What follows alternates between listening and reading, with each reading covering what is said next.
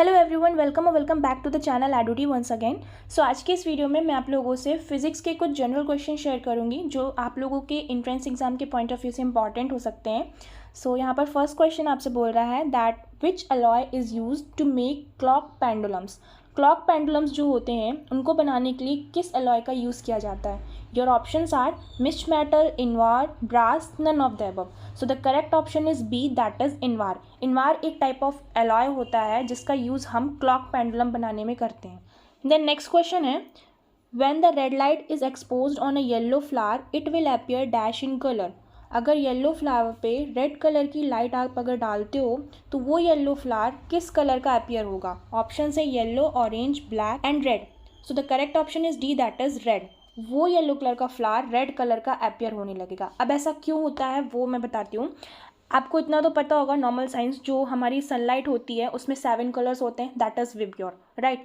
और कोई भी कलर हमें तब अपीयर होता है जब वो ऑब्जेक्ट उस कलर को रिफ्लेक्ट कर देता है या एब्जॉर्व नहीं करता है। फॉर एग्जाम्पल, अगर ये येलो कलर रेड अपीयर होने लगा है, दैट मीन्स इस पे पड़ने वाली जो भी लाइट्स हैं उनमें से उसने सारी की सारी लाइट एब्जॉर्ब कर ली हैं, बस सिर्फ रेड कलर की ऐसी लाइट है जिसको उसने रिफ्लेक्ट कर दिया है, जिसकी वजह से वो येलो कलर का फ्लावर रेड कलर का अपीयर होने लगता है। सिमिलरली यही केस होता है जब सनलाइट पड़ती है लीव्स पर, तो लीव्स ग्रीन क्यों दिखती है, क्योंकि वो सारी सनलाइट की जो भी 7 लाइट्स हैं उनमें से जो 6 लाइट्स हैं वो एब्जॉर्ब कर लेता है, बाकी जो बची हुई ग्रीन लाइट होती है उसको वो रिफ्लेक्ट करता है, इसीलिए जो लीव्स होती हैं वो ग्रीन कलर की अपीयर होती हैं। देन नेक्स्ट क्वेश्चन है longitudinal waves can't travel through. First of all तो 2 टाइप्स की वेव्स होती हैं, एक होती है हमारी लॉन्गिट्यूडनल वेव्स एंड दूसरी होती है transverse waves. Longitudinal waves like this type होती है, मैंने प्रीवियस वीडियो में भी शायद फिजिक्स के ये चीज़ एक्सप्लेन की थी। And these are the transverse waves. जो लॉन्गिट्यूडनल वेव्स होती हैं उनको हम मैकेनिकल वेव्स भी बोलते हैं और इन्हें ट्रैवल करने के लिए कोई ना कोई मीडियम की ज़रूरत होती है। वाइल जो ट्रांसवर्स वेव्स होती हैं उन्हें किसी भी मीडियम की ज़रूरत नहीं होती है ट्रैवल करने के लिए, इसीलिए हम इसे नॉन मैकेनिकल वेव्स भी बोलते हैं।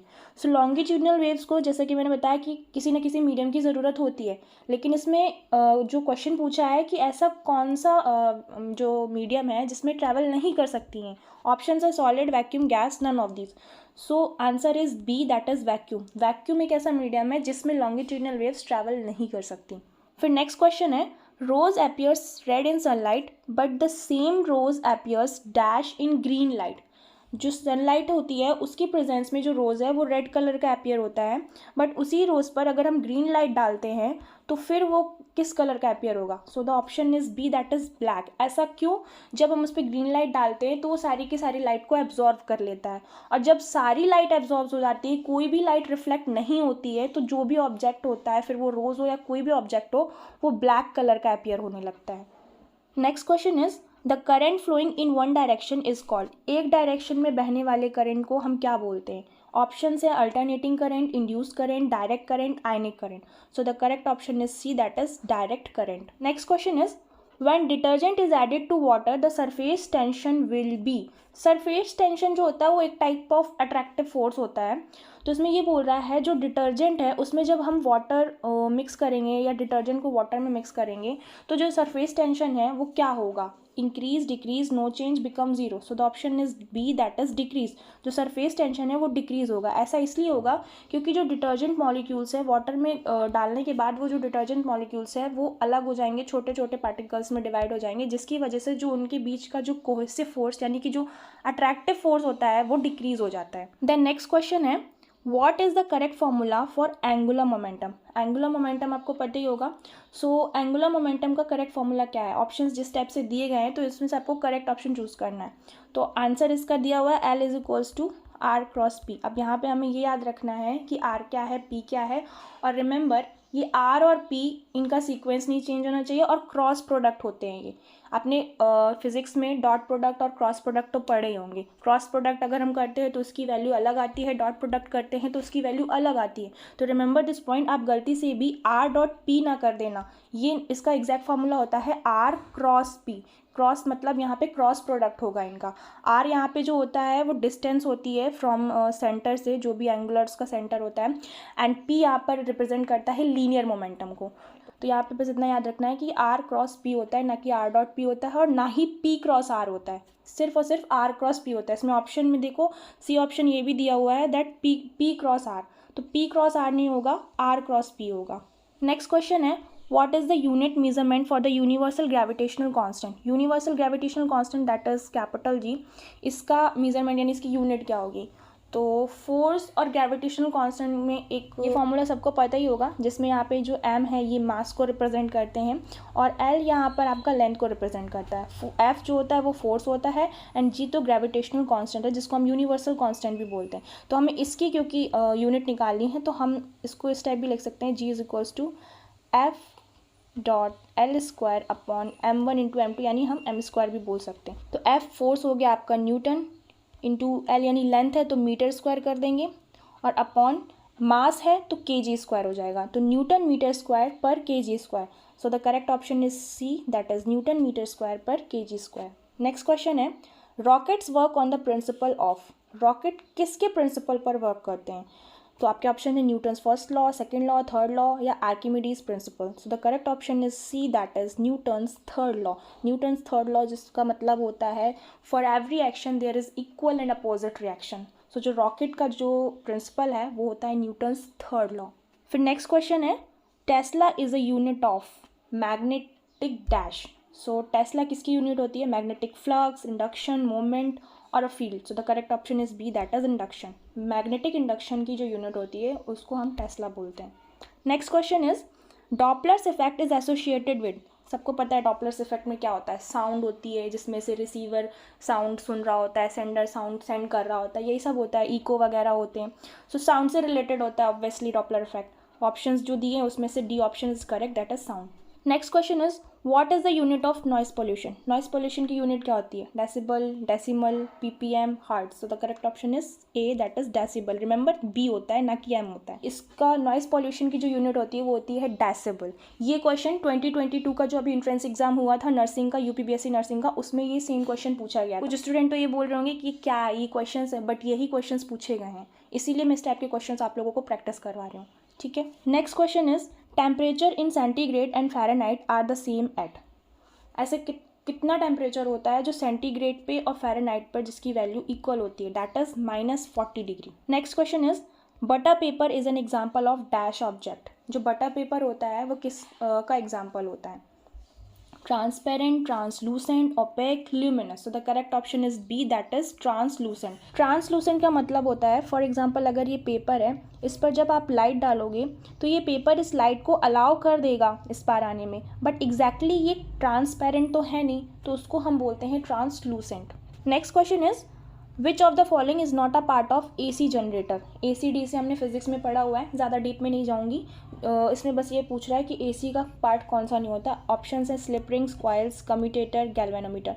सो the option is C that is commutator. Commutator जो है वो AC का पार्ट नहीं होता AC जनरेटर का। दैट मीन्स जो बाकी के 3 ऑप्शन हैं ये AC के पार्ट होते हैं, स्लिप रिंग्स, कॉइल, गैल्वेनोमीटर। तो इनको आप याद कर सकते हो कि स्लिप रिंग्स, कॉइल्स और गैल्वेनोमीटर ये AC जनरेटर के पार्ट्स होते हैं। इसमें कौन पार्ट ना हो के ये भी पूछ सकता है कि कौन AC जनरेटर का पार्ट होता है। उनमें से इन तीनों में ऑप्शन जो दिए हैं इनमें से कोई एक ऑप्शन होगा, तो इसको आप रिमेंबर रखना। Next question is what is the measuring unit of length of light waves. Light waves की लेंथ को मेजर करने की क्या यूनिट होती है। ऑप्शन है barrel, angstrom, knot, carat. So the correct option is B that is angstrom. Next question is a magnifying glass comprises a simple convex lens, convex mirror, concave lens, none of these. So the correct option is A that is convex lens. जो हमारा magnifying glass होता है उसमें convex lens लगा होता है। Next question is the intensity ratio of waves is 25:9. What is the ratio of their amplitudes? आपको intensity का रेशियो दिया गया, that is if I suppose I1:I2 की वैल्यू आपको मान लीजिए दी गई है 25:9, राइट। और आपसे एम्पलीट्यूड का रेशियो पूछा गया, तो एम्पलीट्यूड आप मान लो A1:A2। सो सबसे पहले तो हमें इंटेंसिटी और एम्पलीट्यूड के बीच में रिलेशन पता होगा, तभी हम उसका जो रेशियो है वो निकाल पाएंगे, राइट। तो इनके बीच का जो रिलेशन होता है that is amplitude square is directly proportional to intensity, right. तो अगर I1:I2 की वैल्यू दी गई है और A1:A2 की वैल्यू निकालनी है, तो इसका फॉर्मूला यही हो जाएगा ना, A1/A2 √I1/I2, तो I1 की वैल्यू हमारी 25 है, I2 की वैल्यू हमारी 9 है। इसका जब हम स्क्वायर रूट निकालेंगे तो ऑब्वियसली बात है 5:3 आंसर आ जाएगा। So the correct option is A, that is 5:3। Next question is Planck constant has the dimension of energy, linear momentum, angular momentum, force.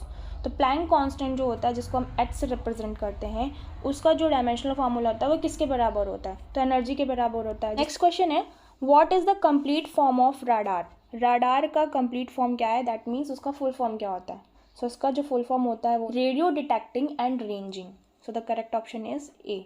Next question is the rate of change in displacement over time is called. Simple सा question है, सबको पता है, that इसको हम बोलते हैं velocity. The rate of change in displacement over time, v is equals to d/t.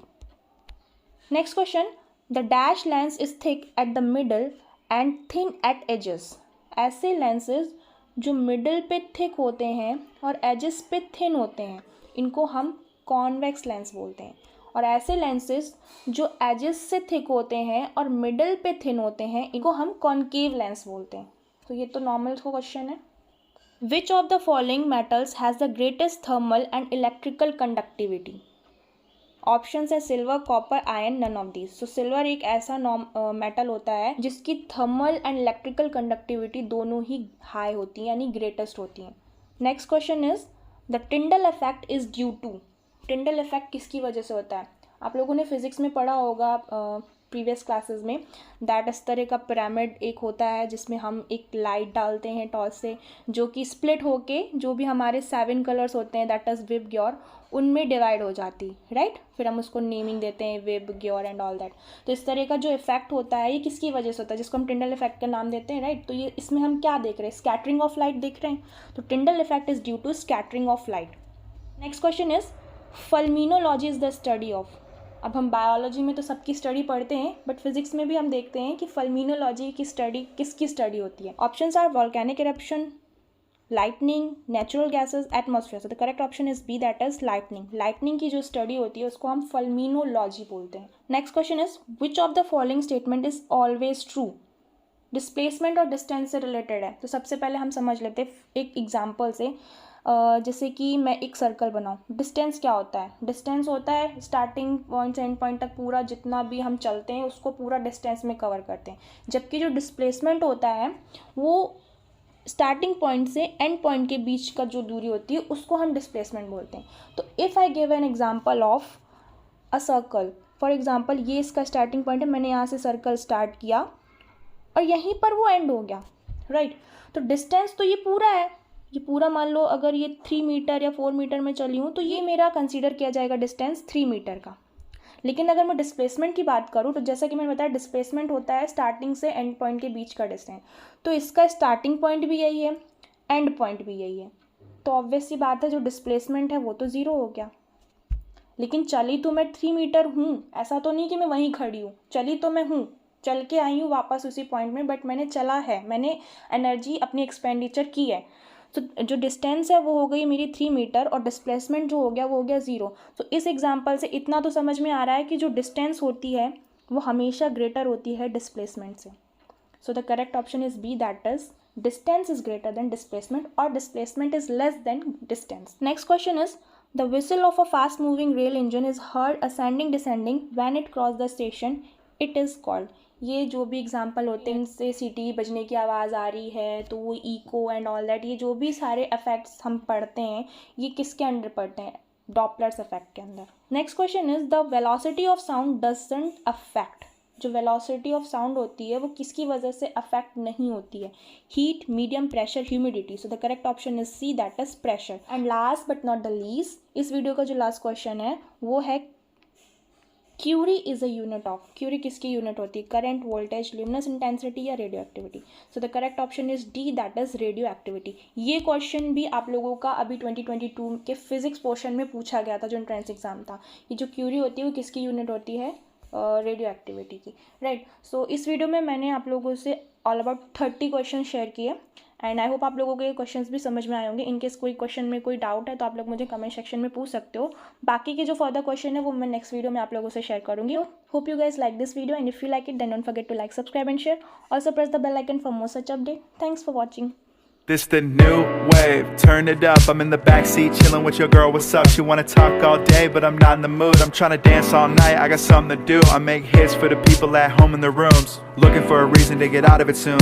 Found me on the internet just making some moves. Now I'm going up, CNN on the news. She gon' shake, shake, shake like a bottle, she popped that. I'm off that.